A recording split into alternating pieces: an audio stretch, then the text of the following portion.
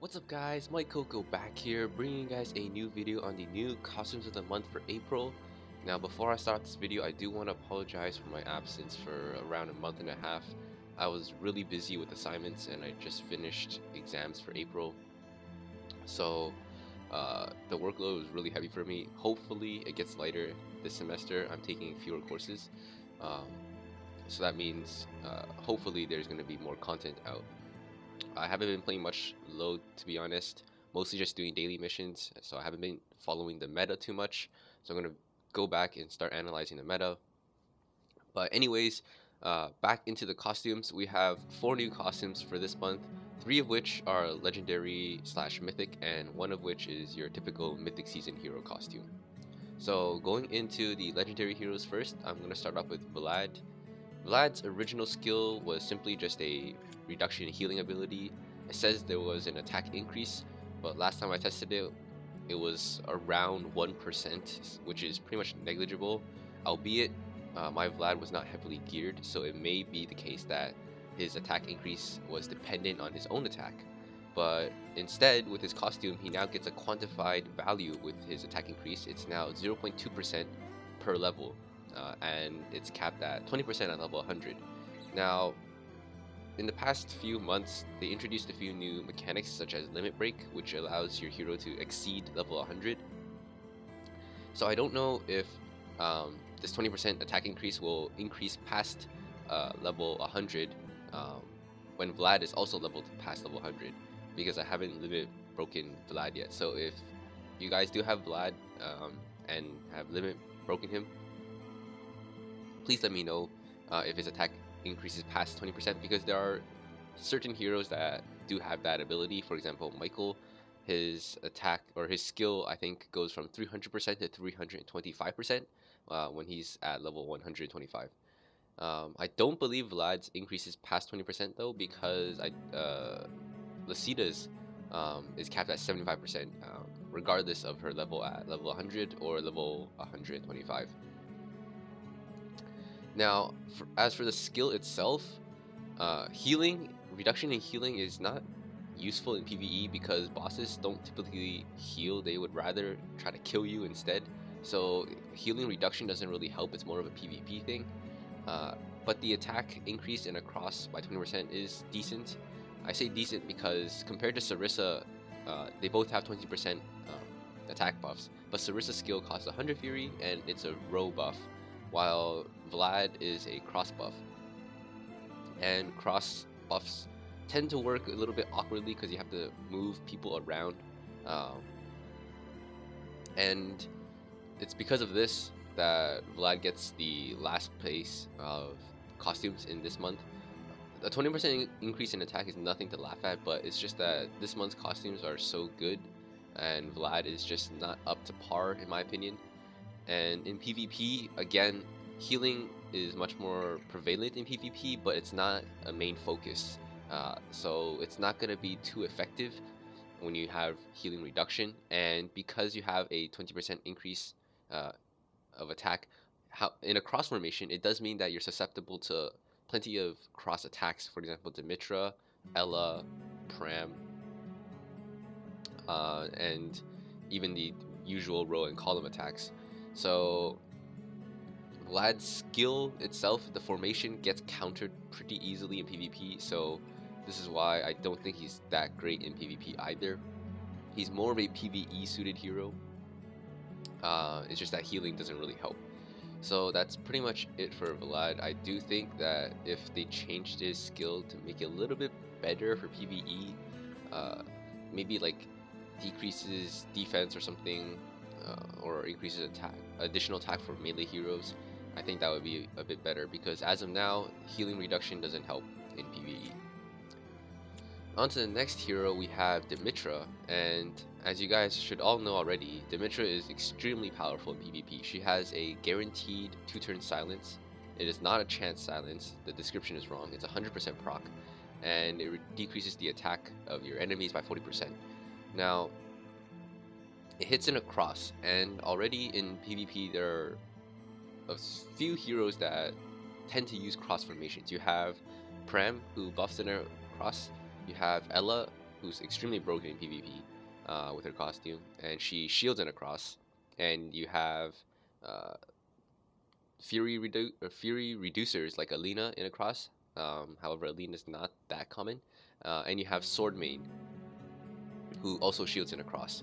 And Dimitra is a very powerful counter to all of them, because it does mean that you can just target the center and you'll hopefully silence the entire cross, assuming that they don't have a high level active white ring. And when Dimitra gets her skill, nothing changes much. She just gets increased damage, but because her original skill was already very good for PvP, I don't see anything wrong with it. It simply just increases the critical damage for allies in a row. And the only problem I have with this is that because Dimitra is more of a PvP suited hero, I would prefer having an attack up for surrounding allies in a row, because generally speaking, you want to get past your enemy's defense, and the easiest way to do that is just increase your own attack. So although increasing critical damage does in fact increase your damage, I think attack up is actually better in PvP.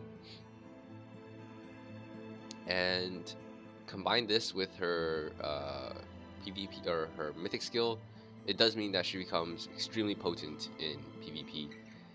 If she had attack up for surrounding allies in a row, I would definitely give her the #1 spot for this month's costume. But because it's critical damage, I have to put her in a tie with the next hero.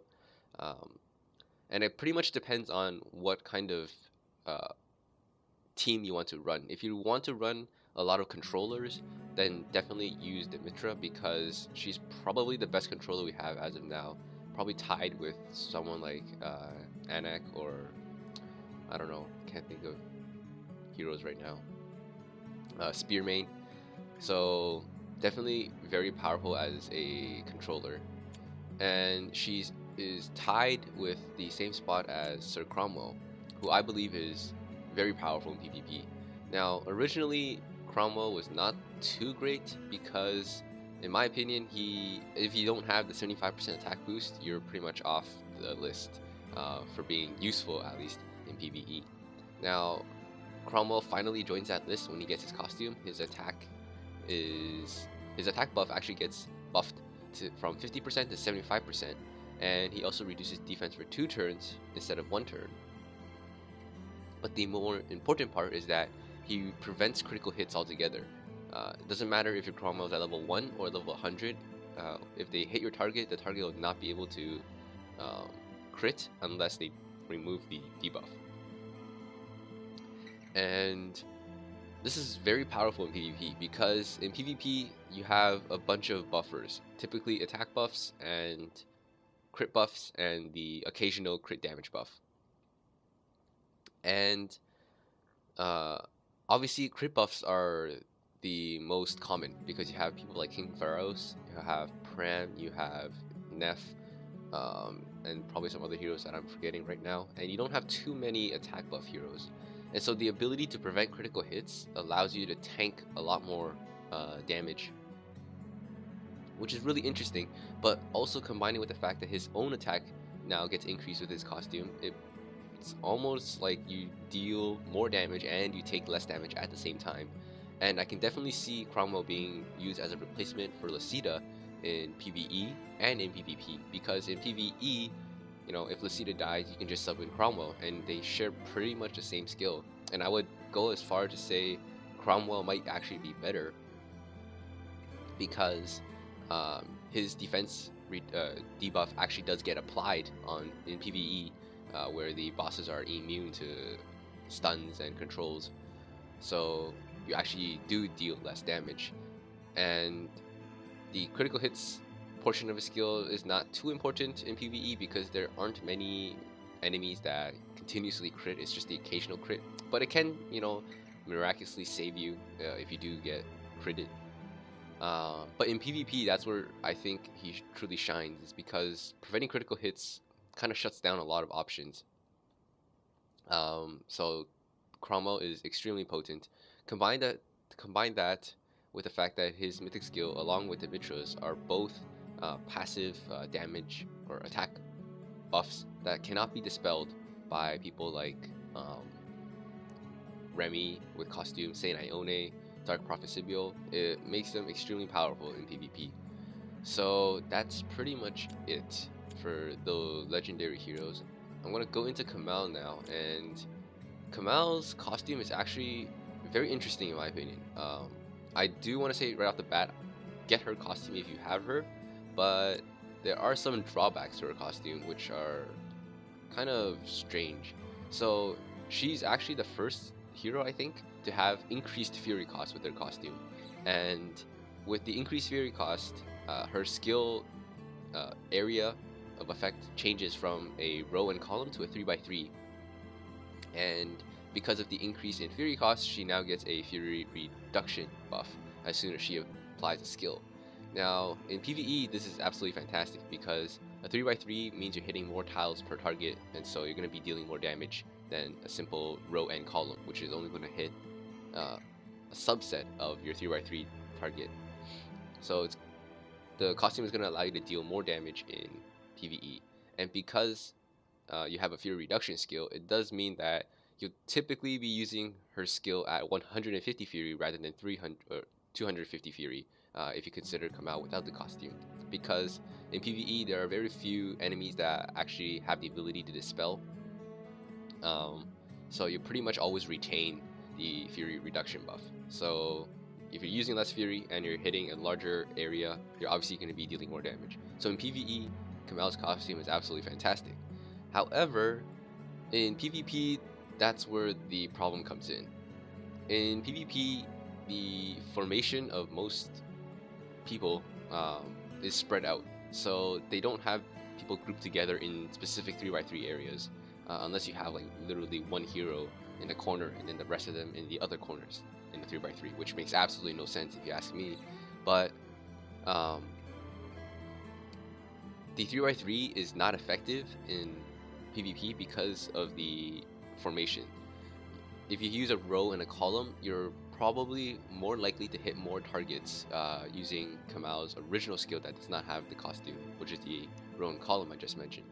And also because people run so many dispellers in PvP, for example Jiri with the costume, Tehu with the costume, Remy with the costume, Dark Prophet Sibyl with or without costume, it does mean that a lot of your buffs are going to be removed. And so even though it sounds like on paper you're going to be using Camael's skill at 150 fury, if your Camael is aggroed every time and they dispel your buff from your Camael, you're actually going to be using her skill at 300 fury instead of 250 fury.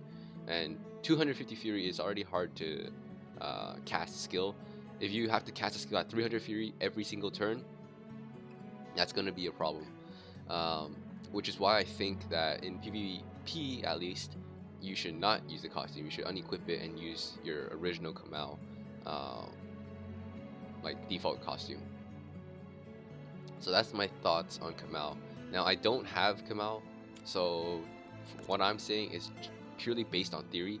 I can ask some of my guildmates who do have Camael and have her costume and ask them what they think. But if you guys find that her costume is still good in PvP, let me know and I'll update this video just so that I can correct myself. So that's pretty much it for the costumes. In terms of which one to get, if you have Camael, obviously get hers because she's going to be very powerful in PvE. In PvP, I would suggest taking it off. And if you don't have Camael, it pretty much is a toss-up between Dimitra and Cromwell. If you want to run a controller team, yeah, definitely go for Dimitra. If you want to run a kind of like a beatdown or like a heavy damage dealer, I would go with Cromwell.